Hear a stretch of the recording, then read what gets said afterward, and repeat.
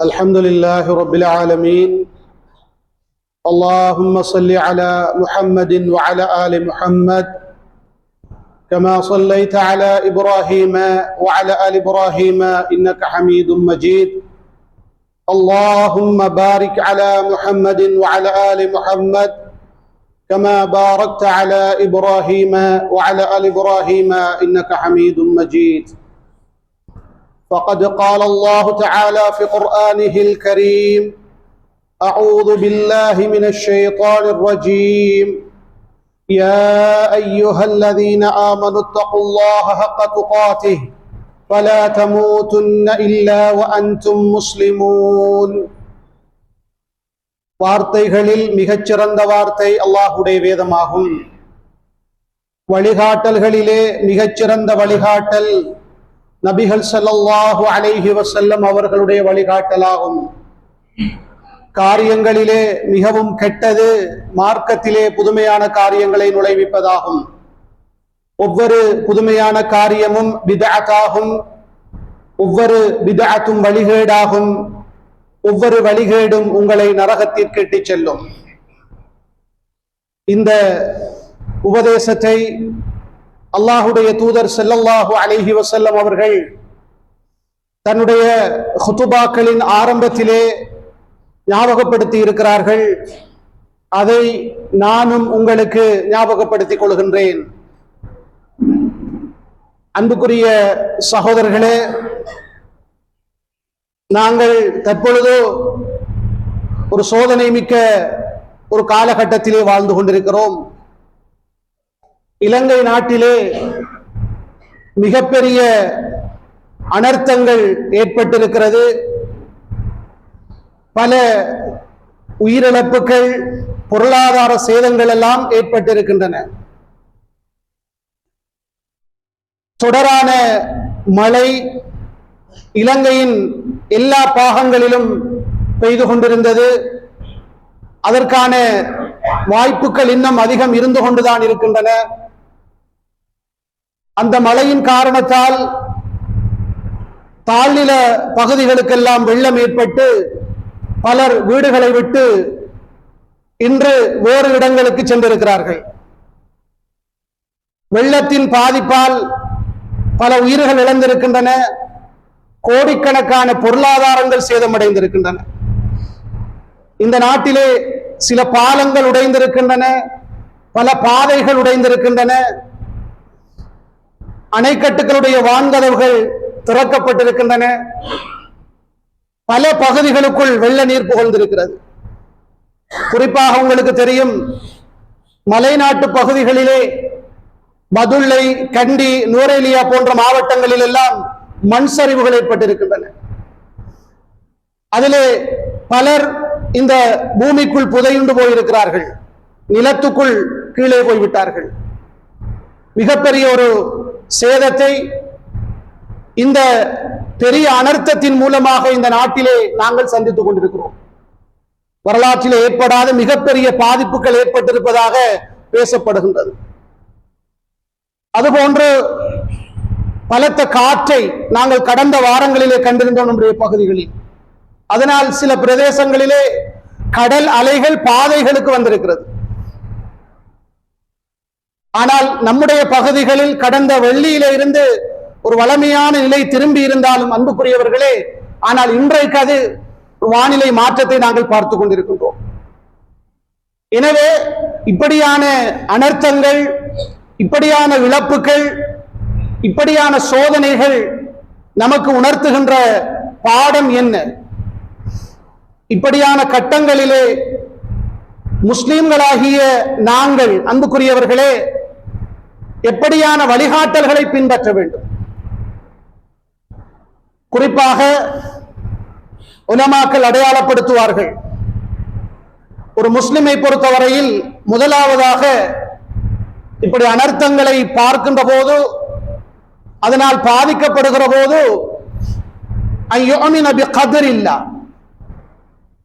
இது அல்லாஹ்வுடைய கதிர் என்ற நம்பிக்கையை ஏற்படுத்திக் கொள்ள வேண்டும்.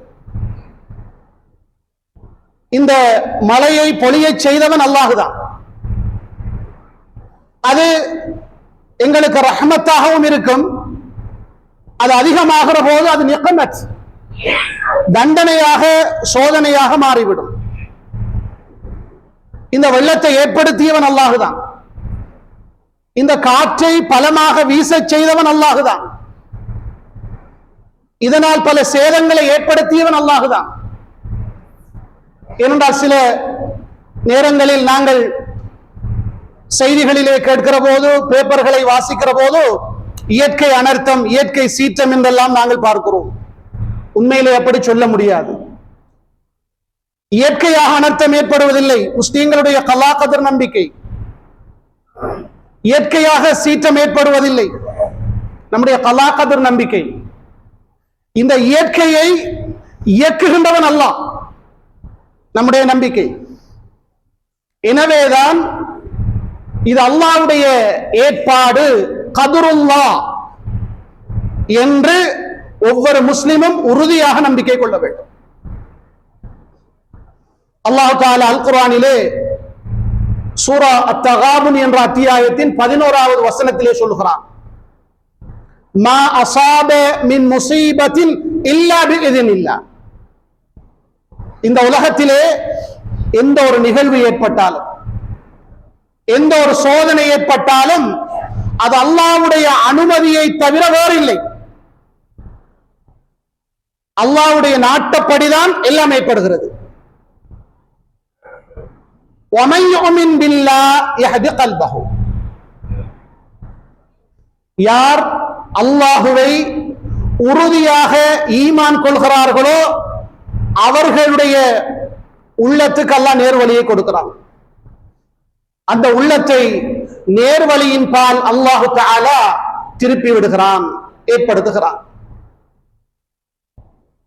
ஒருவர் உறுதியாக அல்லாஹுவை நம்பிக்கை கொண்டவராக இருந்தால் அவர் முதலாவது நம்பிக்கை கொள்வார், இது அல்லாஹ்வுடைய ஏற்பாடு. அதை நாங்கள் பொருந்திக் கொள்ள வேண்டும். அதை பொருந்திக் கொள்ளக்கூடிய அடிப்படையில் நம்முடைய உள்ளங்கள் விசாலமாக வேண்டும்.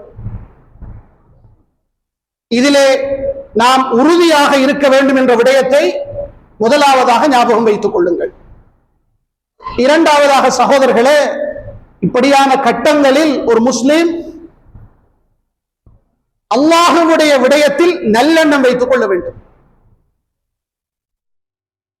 நிச்சயமாக இந்த சோதனையை ஏற்படுத்திய அல்லாஹ் இந்த சோதனையிலே இருந்து என்னை பாதுகாப்பான், அதிலே இருந்து நான் வெளியேறக்கூடிய வழியை எனக்கு காட்டுவான் என்று ஒரு முஸ்லிம் அல்லாஹ்வுடைய விடயத்தில் நல்லெண்ணம் வைக்க வேண்டும். உதாரணத்துக்கு சகோதரர்களே, ஒருவர் நிறைய பாவங்கள் செய்கிறார். அந்த பாவங்கள் செய்கிற அந்த அடியான் அல்லாஹ்விலே எப்படி நல்லெண்ணம் வைக்க வேண்டும்? நான் இந்த பாவத்தை விட்டுவிட்டு அதற்காக அல்லாஹ்விடத்திலே தௌபா செய்தால் நிச்சயமாக அல்லாஹ் என்னுடைய பாவங்களை மன்னிப்பான்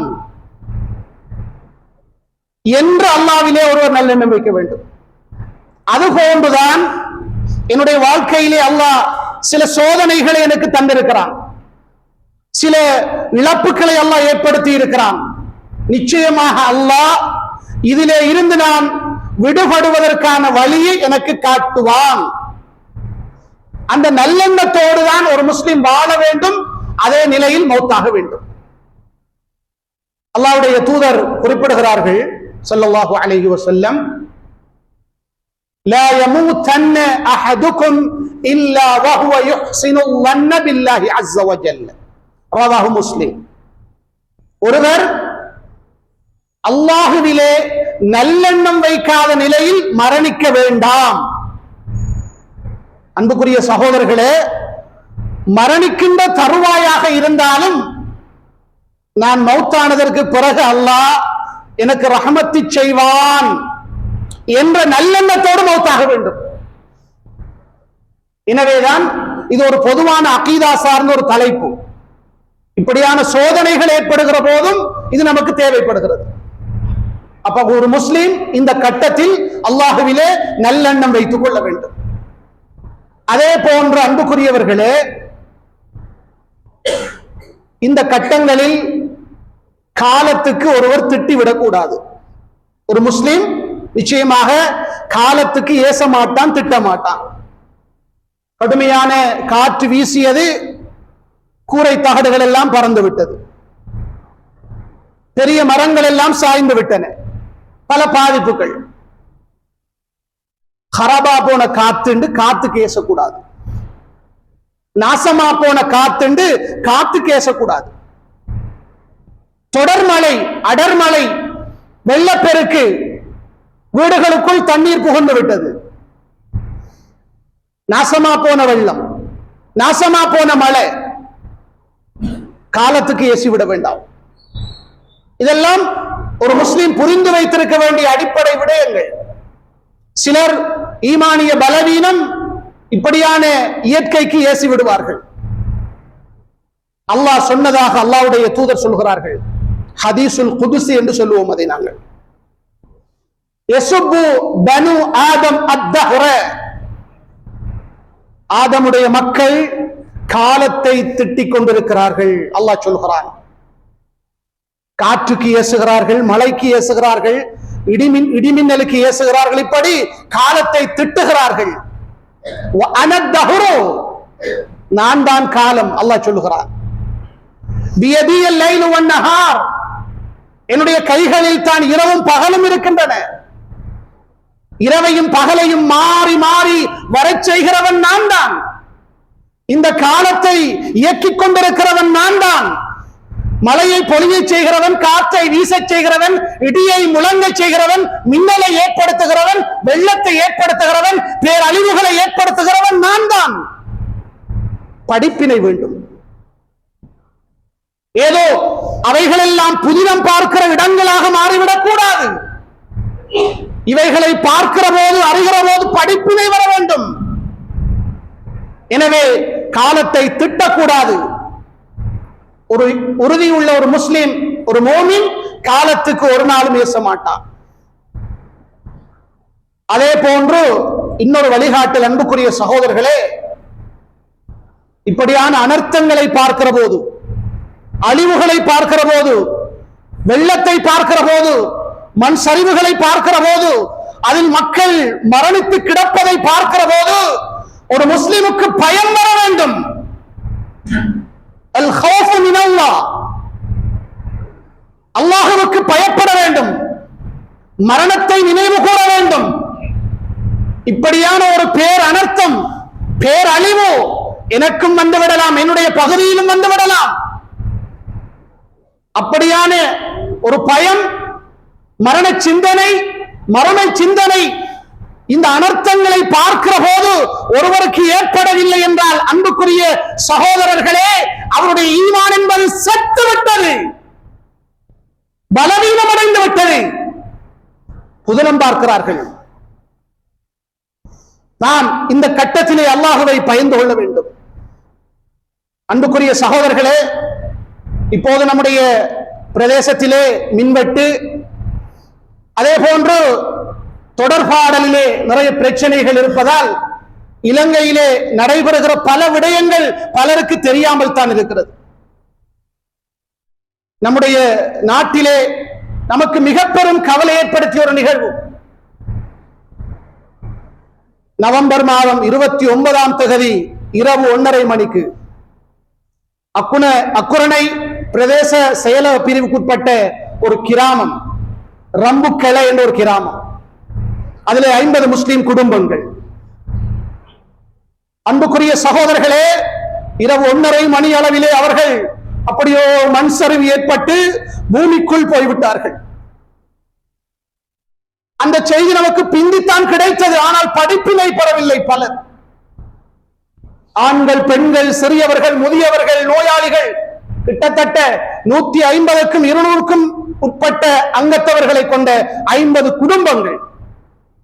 அவர்கள் மூச்சு காற்றை தொலைத்தது மட்டுமல்ல, முகவரியையும் தொலைத்து விட்டார்கள். சகோதரர்களே, இதுவரைக்கும் 10 ஜனாசாக்கள் தான் எடுக்கப்பட்டிருக்கிறது, முடியவில்லை. அப்படியே மண் சரிவுக்குள் அகப்பட்டு போய்விட்டது. நாங்கள் வரலாற்றிலே படித்திருப்போம் பல கூட்டங்களை பற்றி. ஆனால் அல்லாஹ் அந்த சோதனையை நம்முடைய நாட்டிலே ஏற்படுத்தி இருக்கிறான். மற்றவர்கள் படிப்பினை பெற வேண்டும் என்பதற்காக இரவோடு இரவாக கோடிக்கணக்கான உடைமைகளை கொண்ட பல கடைகள் வெள்ள நீருக்குள் மூழ்கிவிட்டது. சில செய்திகளை நாங்கள் பார்க்கிற போது சில பகுதிகளிலே 3வது மாடியில் அவர்கள் இருக்கக்கூடிய அடிப்படையில் 2 மாடிகளுக்குள் தண்ணீர் ஏறி இருக்கிறது. யோசித்து பாருங்கள், எத்தனை அடிக்கப்பால வெள்ளம் வந்திருக்கும். இவைகள் எல்லாம் நாங்கள் பார்க்கிற போது அன்புக்குரிய சகோதரர்களே, மரண சிந்தனை வர வேண்டும், அல்லாஹ்வை பற்றிய பயம் வர வேண்டும், மரண சிந்தனை வர வேண்டும், மஹ்ஷர் வெளி ஞாபகம் வர வேண்டும். வரவில்லை என்றால் ஈமான் செத்து விட்டது. அல்லாஹ் தஆலா அல் குர்ஆனிலே சில கூட்டங்களை பற்றி நமக்கு சொல்லி இருக்கிறான். ஏன் கதை சொல்லுகிற நோக்கமா சகோதரர்களே? படிப்பினை பெற வேண்டும். இந்த இயற்கைகளை கொண்டு அல்லாஹ் அளித்த வரலாறுகள் நமக்கு குர்ஆனிலே பதிவு செய்யப்பட்டிருக்கிறது. அவர்கள் எல்லாம் மாறு செய்த சமுதாயங்கள். நூஹ் அலைஹிஸ்ஸலாத்துடைய சமுதாயத்துடைய வரலாற்றை படித்து பாருங்கள். குர்ஆனிலே சூரா நூஹ் என்ற ஒரு அத்தியாயம் இருக்கிறது. நூஹ் என்ற அத்தியாயம் நூஹ் நபியுடைய வரலாற்றில் அதிகமான விடயங்களிலே சொல்லப்பட்டிருக்கிறது. 950 வருடங்கள் இந்த பூமியிலே வாழ்ந்திருக்கிறார்கள். தஅவா செய்கிறார்கள். இன்னி தஅவுது கௌமி லைலன் வ நஹாரா. யா அல்லாஹ், என்னுடைய கூட்டத்தை நான் இரவு பகலாக அழைத்துக் கொண்டிருந்தேன். நேர்வழியை விட்டு அந்த மக்கள் விரண்டோடுகிறார்கள். அவருடைய மனைவி கூட அந்த கொள்கையை ஏற்றுக்கொள்ளவில்லை, இஸ்லாத்தை ஏற்றுக்கொள்ளவில்லை. அவருடைய மகன் கூட அந்த கொள்கையை ஏற்றுக்கொள்ளவில்லை.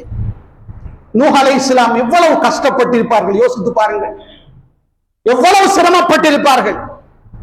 முடியவில்லை. எவ்வளவோ உபதேசங்கள் செய்கிறார்கள். நீங்கள் லா இலாஹ இல்லல்லாஹ், வணக்கத்துக்குரிய நாயன் அல்லாஹ் மட்டும்தான். அந்த மக்கள் எல்லாம் ஷிர்க் வைத்த மக்கள். சிலைகளை வணங்குகிறார்கள். நல்லடியார்களை கடவுள்களாக மாற்றி வணங்குகிறார்கள்.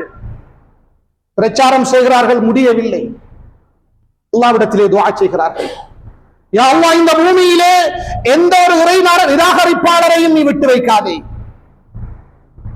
எந்த ஒரு பாவியையும் விட்டு வைக்காதே, எல்லாரையும் அழித்து விடு யா அல்லாஹ் துஆ செய்கிறார்கள். அந்த துஆ கபூலாகிறது. அல்லாஹ் நூஹ் நபிக்கு கட்டளையிட்டான், நூஹே, ஒரு கப்பலை செய்யுங்கள். தண்ணீரிலே கப்பல் செய்யப்படுகிறது. கிண்டல் பண்ணுகிறார்கள் காபீர்கள். கப்பல் செய்து கொண்டிருக்கிறார்கள், தண்ணீர் இல்லை, கிண்டல் பண்ணுகிறார்கள். இப்போது அல்லாஹ் தஆலா மிக பெரும் வெள்ளத்தை ஏற்படுத்துகிறான். நாங்கள் வரலாற்றிலே படித்திருப்போம், தூஃபான் என்ற வெள்ளம். அதிலே அல்லாஹ்வுடைய கட்டளை, நூஹே, நீங்களும் ஈமான் கொண்டவர்களும் ஏறிக்கொள்ளுங்கள், மற்றவர்கள் எல்லாம் அழிக்கப்பட போகிறார்கள். அப்போது தன்னுடைய மகன் இரக்கம் வேலை செய்கிறது. இறக்கப்படுகிறார்கள். பாசம், மகனே என்னோடு வந்துவிடு, கொள்கை ஏற்றுக்கொள். முடியாது. மகன் கடைசி நேரத்தில் சொன்னான், அந்த உயரமான மலையிலே நின்று நான் என்னை பாதுகாத்துக் கொள்வேன், வெள்ளம் வந்தாலும் என்னை பாதுகாத்துக் கொள்வேன். சுப்ஹானல்லாஹ். கடைசி நேரத்திலும் அல்லாஹ் அவனுக்கு ஹிதாயத்தை கொடுக்கவில்லை. ஹிதாயத் என்பது அல்லாஹ் நாட வேண்டும் சகோதரர்களே. கடைசி நேரத்திலும் கிடைக்கவில்லை.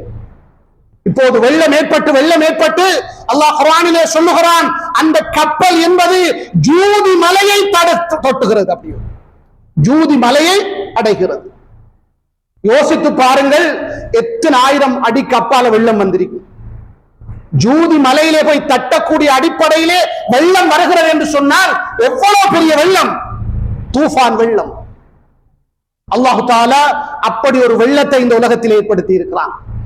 முஸ்லிம்கள் எல்லோருக்கும் படிப்பினை, மக்கள் எல்லோருக்கும் படிப்பினை. அதே போன்ற அன்புக்குரிய சகோதரர்களே, சமூத் என்ற ஒரு கூட்டம், ஜாபு ஸஹ்ர பில் வாத், அல்லாஹ் சொல்லுகிறான், மிக பலம் பொருந்திய ஒரு கூட்டம்.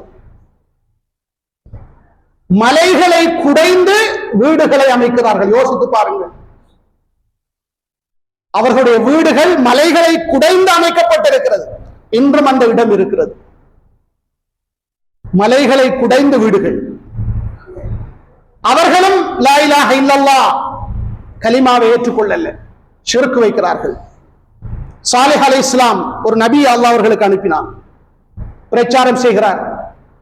ஏற்றுக்கொள்ளல. நீ யார்? நேற்று எங்களோட ஒரு மனிதனாகத்தானே இருந்தால் நீ எப்படி நபியாக முடியும்? மறுக்கிறார்கள். நீ நபி என்ற ஒரு அற்புதத்தை காட்டு. ஒட்டகத்தை வெளிப்படுத்தி காட்டினாங்க.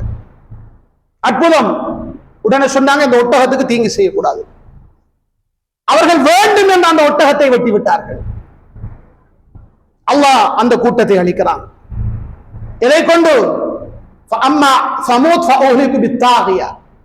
பேர் இடி, சத்தம், இடி முழக்கத்தை கொண்டு அல்லாஹ் அளித்த கூட்டம் சமூக கூட்டம், பலம்பொருந்திய ஒரு கூட்டம். அப்படி அழிந்து விட்டார்கள். சத்தம்.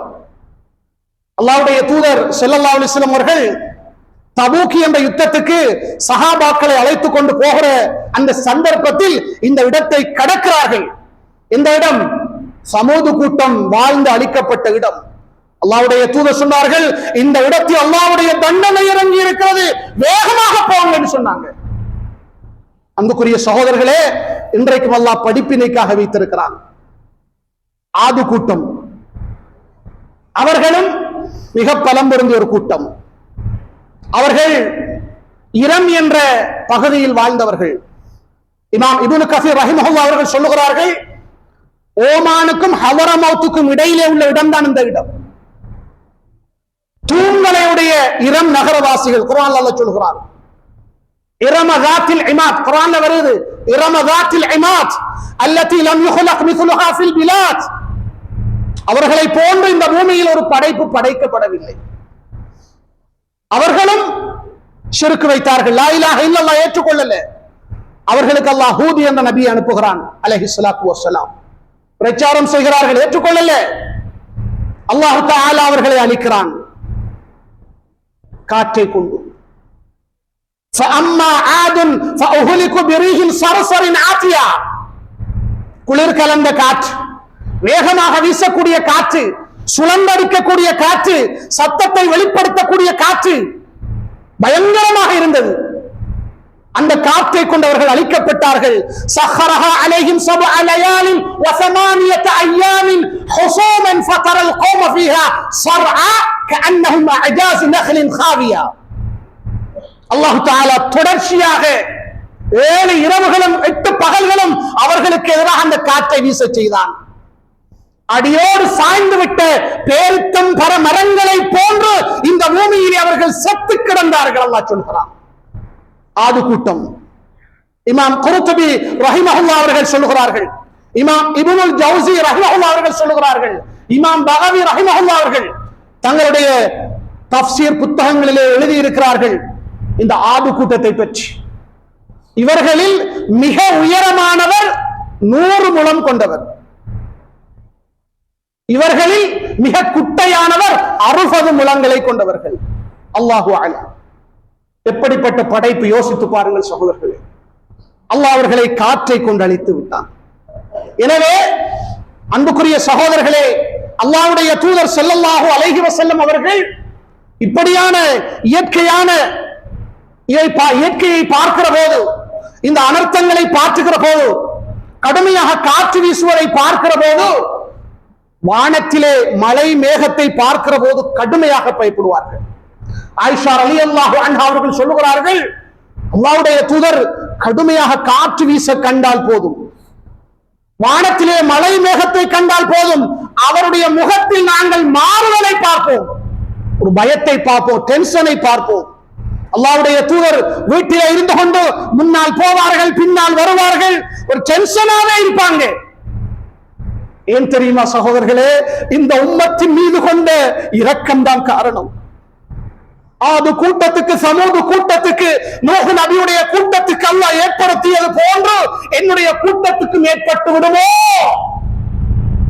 அதனால் டென்ஷனாக, பயமாக அல்லாஹ்வுடைய தூதர் முன்னால் போவார்கள், பின்னால் வருவார்கள், துஆ ஓதிக்கொள்வார்கள். அல்லாஹ்வுடைய தூதரே பயந்திருக்கிறார்கள். காற்று வீசுகிற போது நமக்கு பயம் வருகிறதா? அலைகள் எழும்புகிற போது பயம் வருகிறதா? கடுமையாக மழை பெய்கிற போது பயம் வருகிறதா? வெள்ளத்தை பார்த்தால் பயம் வருகிறதா? அன்புக்குரிய சகோதரர்களே, நாம் இதெல்லாம் சீரியஸா எடுக்கணும். இதோடு நம்முடைய மரணம் வந்துவிட்டால் நாம் உண்மையிலே அல்லாஹுவை பயந்து கொள்ள வேண்டும். எனவேதான் அல்லாஹ்வுடைய தூதர் ஸல்லல்லாஹு அலைஹி வஸல்லம் அவர்கள் இப்படியான கட்டங்களில் ஒரு முஸ்லிம் இறை நினைவோடு இருக்க வேண்டும். தான் செய்த பாவங்களுக்காக தௌபா செய்து அல்லாஹ்வின் பால் மீள வேண்டும்.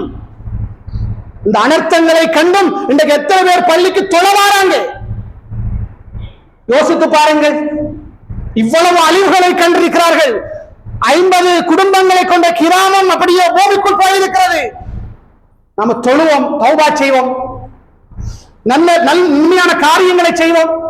அல்லாஹ் அருள் செய்தவர்களை தவிர நிறைய பேர் பொடுபோக்காகவே இருக்கிறார்கள். சகோதரர்களே, அல்லாஹ்வுடைய தூதர் துஆ ஓதுவார்கள். கடுமையாக காற்று வீச கண்டால் அல்லாஹும்ம இன்னி அஸ்அலுக கைரஹா வ கைர மா ஃபீஹா வ கைர மா உர்சிலத் பிஹி வ அஊது பிக மின் ஷர்ரிஹா வ ஷர்ரி மா ஃபீஹா வ ஷர்ரி மா உர்சிலத் பிஹி. எத்தனை பேருக்கு இந்த துஆ பாடம்? அல்லாஹ்வுடைய தூதர் கேட்கிறார்கள் காற்று வீசுவதை பார்த்தார். யா அல்லாஹ், இந்த காற்றின் நலவை கேட்கிறேன், இந்த காற்றின் உள்ள நலவை கேட்கிறேன், இந்த காற்று எதற்காக அனுப்பப்பட்டதோ அதன் நலவை கேட்கிறேன். யா அல்லாஹ், இந்த காற்றின் தீங்கை விட்டும் பாதுகாப்பு தேடுகிறேன், அதில் உள்ள தீங்கை விட்டும் பாதுகாப்பு தேடுகிறேன், அது எதற்கு அனுப்பப்பட்டதோ அதன் தீங்கை விட்டும் பாதுகாப்பு தேடுகிறேன். ஆக குறைந்தது ஒரு முஸ்லிம் அல்லாஹும்ம இன்னி அஸ்அலுக கைரஹா வ அஊது பிக மின் ஷர்ரிஹா என்றாவது ஓத வேண்டும். யா அல்லாஹ், காற்றின் நலவை கேட்கிறேன், காற்றின் தீங்கை விட்டும் பாதுகாப்பு தேடுகிறேன். அல்லாஹ்வுடைய தூதர் அல்லாஹுவை பயந்தார்கள், இறை நினைவோடு இருக்க நமக்கு வழிகாட்டினார்கள். இந்த வழிகாட்டல்களை எல்லாம் அன்புக்குரிய சகோதரர்களே இந்த கட்டத்திலே நாங்கள் நடைமுறைப்படுத்த வேண்டும், பின்பற்ற வேண்டும். இப்போது அனர்த்தங்களுக்கான அபாயங்கள் முடிவடையவில்லை, நன்றாக புரிந்து கொள்ளுங்கள். நம்முடைய பகுதியிலே அல்லாஹு தஆலா ஒரு சாதாரண நிலையை கடந்த சில நாட்களாக ஏற்படுத்தி இருந்தார். ஆனால் எல்லாம் முடிந்து விட்டது என்று நாம் நினைத்துக் கொள்ளக்கூடாது. எனவேதான் இந்த சிந்தனை, இந்த வழிகாட்டல் என்பது நமக்கு எப்போதும் தேவை இருக்க வேண்டும் என்ற விடயத்தை நாம் உள்ளத்திலே பதிவு செய்து கொள்வோம். அதற்கு அல்லாஹு தஆலா நம் அனைவருக்கும் தௌஃபீக் செய்வானாக.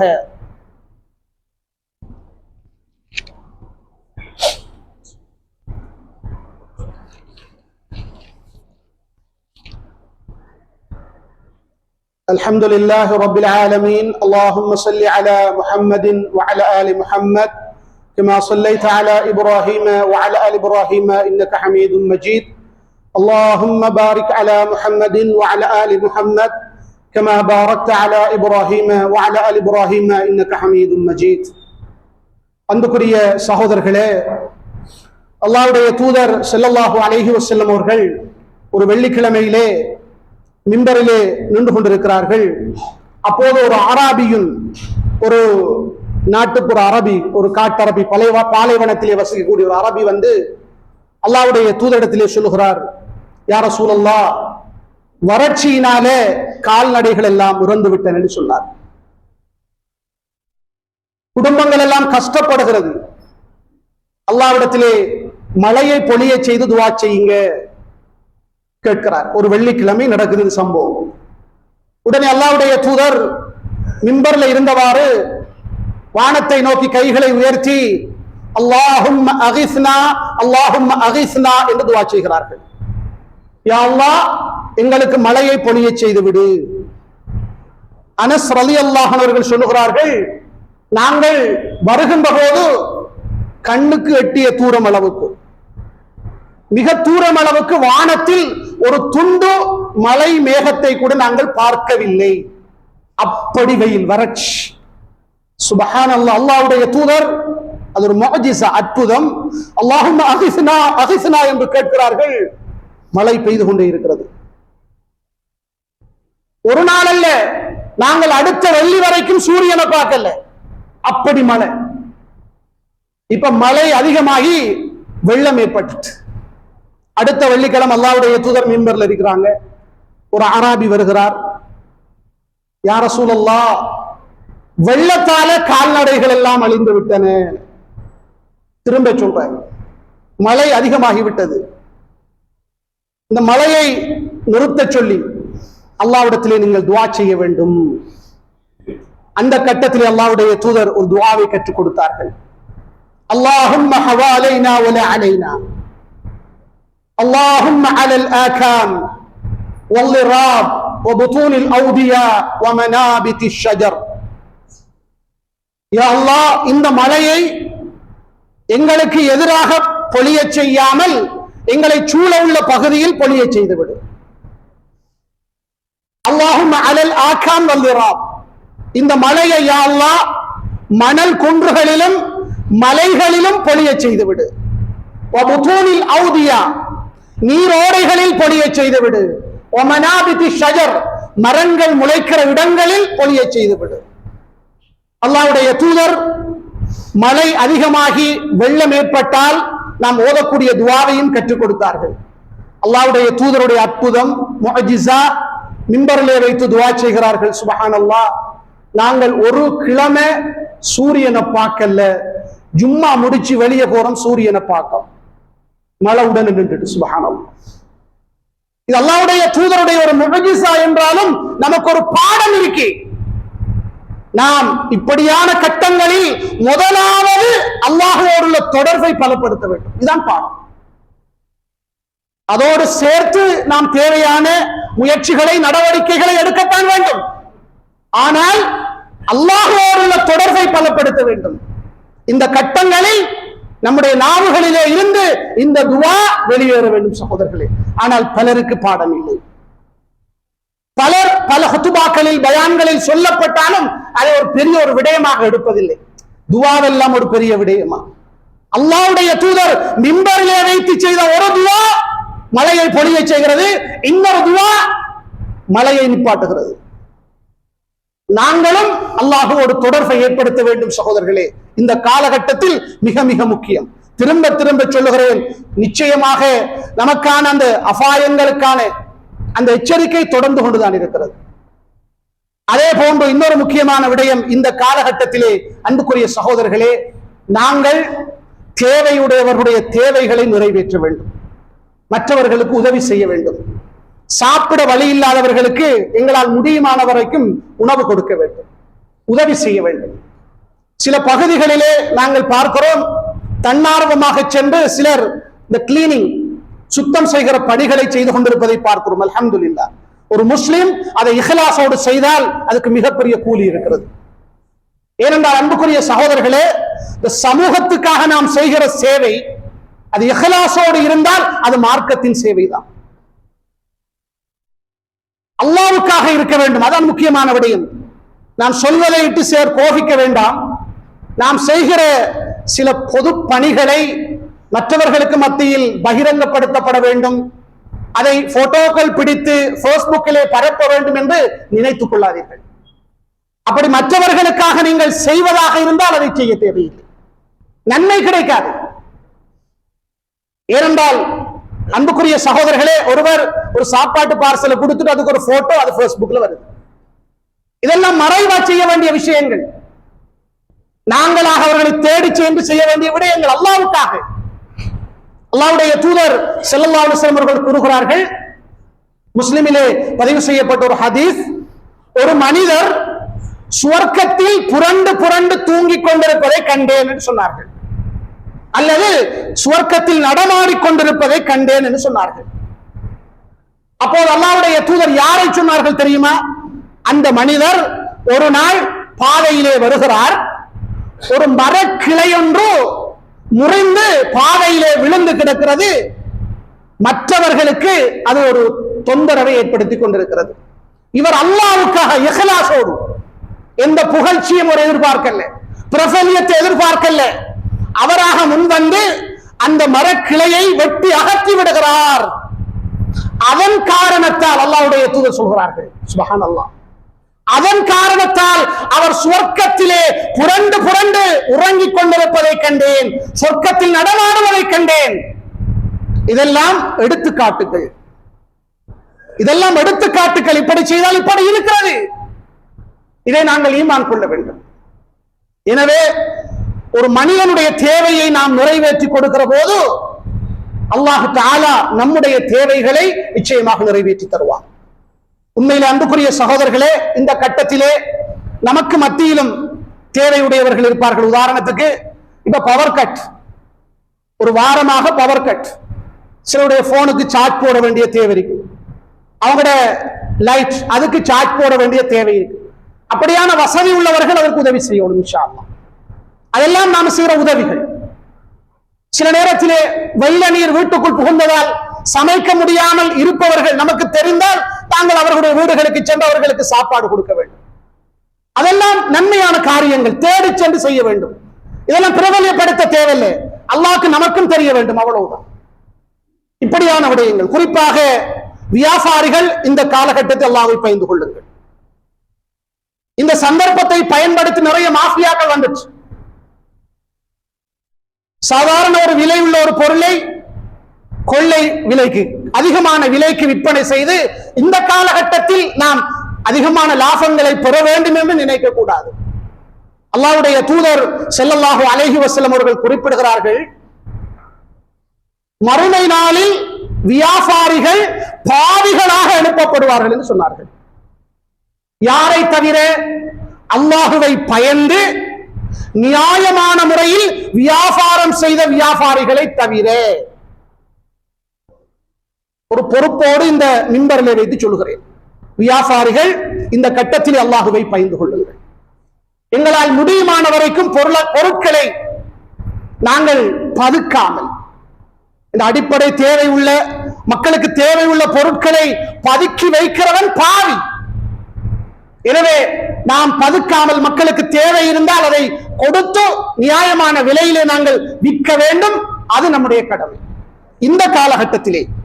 அதே போன்று வெளி மாவட்டங்களிலே பல பிரதேசங்களில் அன்புக்குரிய சகோதரர்களே, முஸ்லிம்கள் மட்டுமல்ல, முஸ்லிம் அல்லாதவர்கள், மனித நேயம் என்பதுதான். முஸ்லிமுக்கு மட்டும் உதவி செய்யறல்ல, எல்லாருக்கும் உதவி செய்யணும், அதான் மனித நேயம். அடுத்தவர்களுக்கு நாம் செய்கிற உதவி இஹ்லாஸோடு இருந்தால் நமக்கு நன்மை கிடைக்கும் இன்ஷா அல்லாஹ். சில பகுதிகளை நாங்கள் பார்க்கிற போது அன்புக்குரிய சகோதரர்களே, கடுமையாக சேதம் அடைந்திருக்கிறது. சில தெரிந்த சகோதரர்களோடு பேசுகிற போது இரவோடு இரவாக முழு கடைகளும் நீருக்குள் மூழ்கிவிட்டது, கோடிக்கணக்கான உடைமைகள் உள்ளுக்கு. இப்படித்தான் சகோதரர்களே, நாங்கள் அல்லாஹுவை பயந்து கொள்ள வேண்டும்.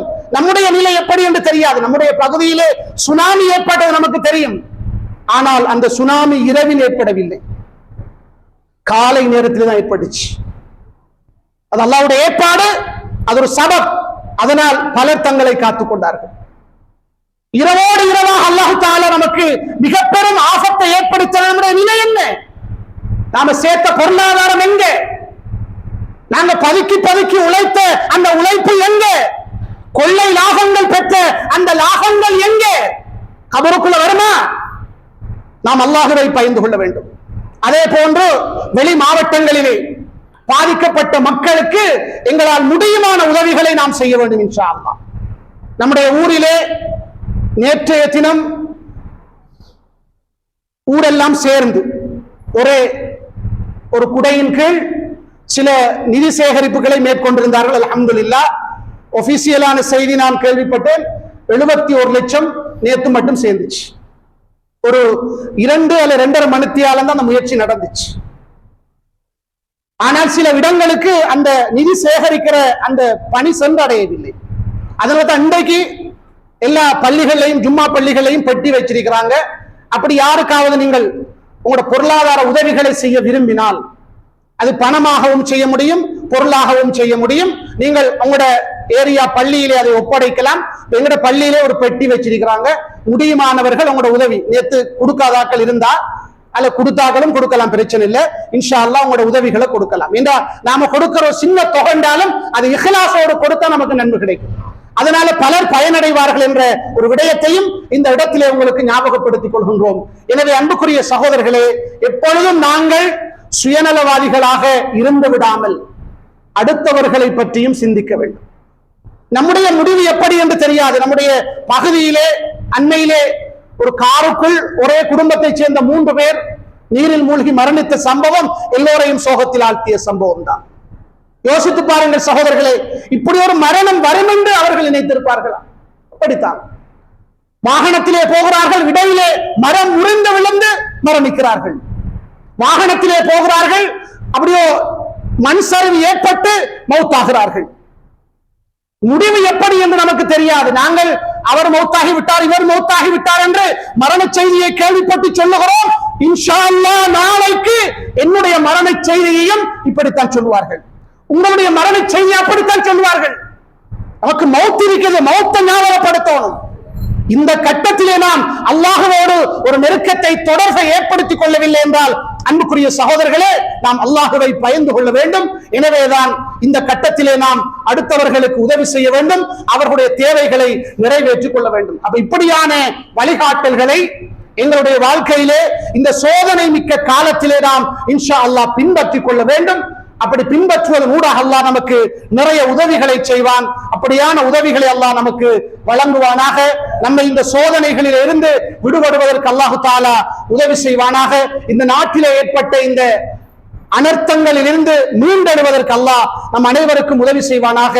ஆமீன் ஆமீன். வ ஆகிரு தஅவானா அனில் ஹம்துலில்லாஹி ரப்பில் ஆலமீன்.